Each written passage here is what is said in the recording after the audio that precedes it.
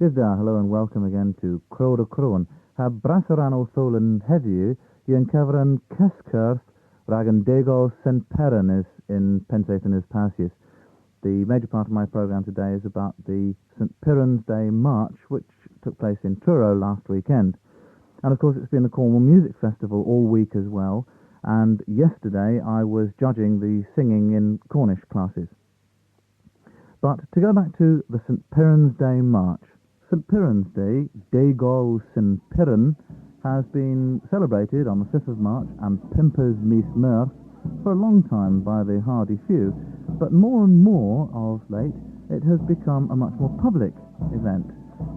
The flying of the Cornish flag on St. Piran's Day has been promoted steadily over the last 10 or 20 years, and there has been a St. Piran's Day March for the last few years as well. This year, for the first time, the march was actually held on a Saturday, certainly for the first time recently, and it meant that not only a large number of people turned out to take part in the march, but also there were lots of shoppers around in the centre of Truro to see the march go by. After the various banners of all the different Cornish societies and organisations taking part had gone past, I caught up with the head of the march and asked Richard Jenkin, Grand Bard of the Cornish Gorseth, what he thought the significance and purpose of a march like this was. I think a march like this shows everyone that Cornish people are insistent on their own identity, whatever way they show it, and that they will continue to be so. And that may sound rather serious and grim, but in fact it was a very light-hearted occasion. I met several old friends, including Lorna West, the American-born composer who's been my rival in many a composition class in the music festival, funnily enough, though not this year. Hi Lorna, nice to see you. Enjoying yourself? Yes, very much, thanks. This is the first time you've been on St. Piran's Day March? Yes, it is. What do you think of it? It's delayed. I would think there should be more people for the 40,000 Cornish here. You reckon? Yes. But it's not a bad turnout, is it? No. Wonderful. And the weather couldn't be better, could it? No. Perfect Cornish weather. And it was perfect Cornish weather as well, very pleasant. Later on I caught up with Julian Holmes and asked him whether he thought it was a good idea that the march was being held on a Saturday, and perhaps that it ought to be held on a Saturday every year. He agreed that would be a good idea, and I then said, well, what about the people who feel that the day itself, and Gol I Honan, ought to be celebrated rather than the nearest Saturday? Well, he suggested that the day could be marcies, or marked, by the usual things like seeing Sevis and Banner Ayuch, the Cornish flag, being held up Ayuch Pup Helandri in Kernewek, above every Helandri town hall in Cornwall. He suggested that people might like to Kona Warbarth, that means to have a dinner together, St. Piran's Day dinner, on the actual festival day, but that the march should continue to be held on a Saturday when there were lots of people around to take part and enjoy it. Well, the level, if it's brasa in Della. Mes matesn tis of your drogpiece, Gwellas and Golly Honan and Gol Gweir St. Piran, both movies And Golly Honan, I owe both Merkias and Ta in Pup Cray. I said is St. Banner, St. Piran, you Pup Hale and Dre in Kernewek, Tis a Il Kona Wobarth and Go Fewer. In Della, Mortis Henna via and Gwella for the wheel. Yeah, compromise that. Compromise it, could you? You wouldn't care. Na mi na moi.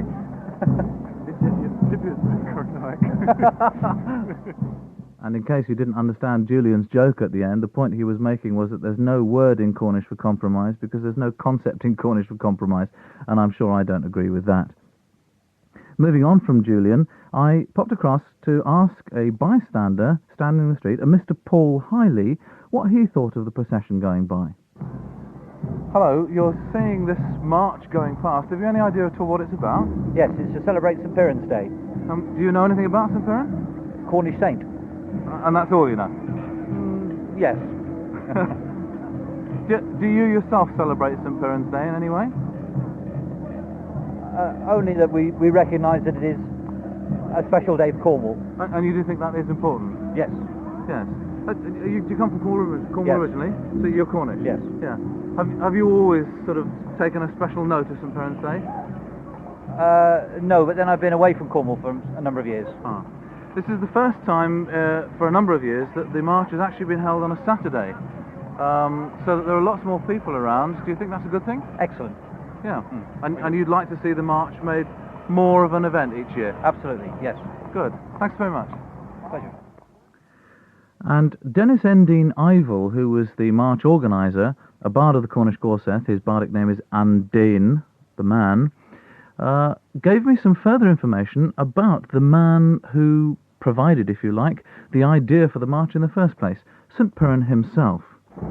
Dennis, this St. Piran character, he seems to have been quite a lad, drunk a lot of the time, in trouble with the Irish authorities, booted out and so on. Is that true? Well, of course, a lot of that is simply legend. There's not a great deal we know about St. Piran any more than many of the other Celtic saints.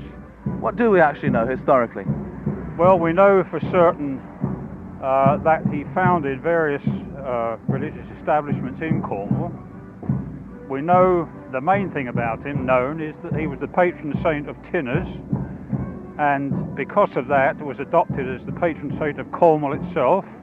How did he become that? How did an Irishman become the patron saint of Cornish tinners? Well, the fact is that his origins are rather obscure. It's not even certain that he was Irish. He may well have been a native British saint. His Irish connection was probably a mistake. I think he was mixed up with a saint of a similar name, St. Cyran of Sagir, and the life of that saint was grafted on to St. Piran's life in the Middle Ages. This was done quite a lot with fairly unknown saints, were given attributes belonging to others. A bit like film heroes and cowboys have Exactly, different attributes given yes. to them. Yes. Well, when you think that Robin Hood was several centuries later than St. Piran, and how little we actually know about him, but how much is written about him and supposed about him, you can see the way these things grow. So maybe he wasn't a drunken Irishman after all? I wouldn't like to think so. Nothing against Irishmen, nothing against drunks, come to that. No, it's as a representative of Cornwall as such that we revere him today. And you think that's important? Certainly I think it's important, yes. I think anything that can individualise a place or a family or people is important today, when so much is uniform. When you go to any part of the world and you look around, you think, now where could this possibly be? Is it Cornwall or is it Hong Kong or whatever? Anything that makes a difference without actually arousing hate or opposition is, to my mind, a good thing. And keeps Cornwall Cornish? And keeps Cornwall Cornish, absolutely. Mercy. And a man who believes very much in keeping Cornwall Cornish is Liberal County Councillor Paul Holmes, whom I also spoke to on the march. Paul, we were talking earlier, before the march actually started, about the Minister for Cornwall. Yes. And how that idea now seems to have been dropped. Do you think that a march like this, emphasising St. Piran, has any political significance?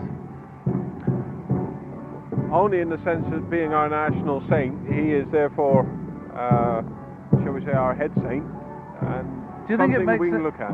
Yeah, what I meant really was, do you think it makes any difference to the way people perceive the Cornish identity? You're very proud of your Cornish identity and very well known for it, but a lot of people poo-poo the idea altogether, don't they? And they must think that this is a sham and not very important at all. Oh, I see what you're at, yes.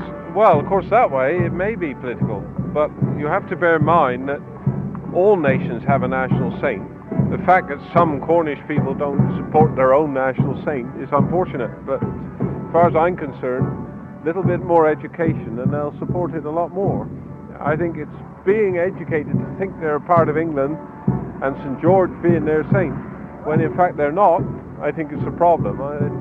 I would hope that a bit of education will solve that. How is that education going to take place? I think by general persuasion of the likes of you and I, who know a lot of Cornish history and are able to prove that Cornwall is a Celtic nation. And that way, eventually, over perhaps a generation, it will come right. You're talking about the flag as it is now. Go back 20 years.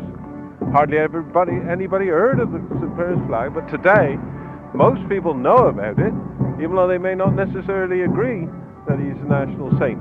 So therefore, we've come a long way. Ja, en ik weer. Ja. Oké, kom maar naast deze Paul. And I didn't seem to be able to get away from Liberal politicians, because no sooner had I left Paul Holmes than I bumped into Matthew Taylor, MP, my ex-rival in the Truro by-election of just over a year ago, and asked him what he thought about the march. Oh, I think it's great. I think that keeping the Cornish spirit alive down here is a very important thing to do, particularly on a day when I'm collecting signatures on a Cornish health petition, so it couldn't be better, really. I thought you might get a political point here. No, not a political point, but... Do you know anything about St. Piran? Yes, that's right. I was asked this time last year in the by-election, in fact, precisely that point. I was the only one in the room who knew he was the patron saint of the Tinners, so there you go. But I can't claim to know an awful lot. I was taught all about him at primary school. You were? But it does die off, rather. I'll leave you to your politics, and I'll get back to my politics another time. But are you singing for them? No, not today, but I'll just say thank you to you in Cornish. That's Muraz. Muraz? Dugenes, which means goodbye, okay? Dugenes. Dugenes. Prida. Dugenes. Muraz. Thanks, Matthew. And that was pretty sporting of Matthew to have a go at some Cornish. And at the end of the march, when all the marchers and banners and musicians had gathered on the steps of the cathedral, the Grand Bard thanked, first in Cornish and then in English, all those who had taken part. I thank you very much, all of you, one and all, for coming along to this Parents' Day procession, showing that the spirit of Cornwall is still alive and flourishing, and that we all feel proud to be Cornish. It certainly was a day of pleasure and pride and of friendly good cheer. And there's just time before the programme ends this week to give you a few notices of events coming up. On the 26th of March, there is to be held a Deith Lowender, means literally a day of joy. It means a day when Cornish speakers, beginners through to fluent speakers, meet and join together and spend the whole day in various activities, eating, drinking, walking, singing, dancing, riding bicycles, whatever, in Cornish. And anybody who's interested is welcome to come to that. It will be held in Halen Benenes, the Women's Hall, in Mabe by Falmouth, on the 26th of March. And whoever's Wernigans avis mirth are the 26th of March coming, if you want to put that in your diary. Also, an interesting little note, just since I'm a teacher, in retrospect to Her Majesty's inspection of Cornish schools, which took place recently, and their derivas, or report, mentioned an incresienza Kernewek agan scolio, the increase of Cornish in our schools. Caprisa termino eril bunens kernel. Ia notias, they noted, fleas orthoberirak castrivo and Orseth, children working for the Gorseth competitions, and groups learning Cornish in their lunch times, working towards the Cornish Language Board's exams, and towards, of course, the new GCSE. Next week I'll be telling you about the Celtic Congress coming up, to be held from April the 4th to the 9th, and giving you further details of this event in which we shall be acting as host to visitors from Scotland, Ireland, the Isle of Man, Brittany and Wales, and lots of interesting events and activities happening during those 5 days. But until then, thank you once again for listening to me. Gomeras the hui arta o Caslois Orthif, and I'll say goodbye to you. God be with you. Dugenahui.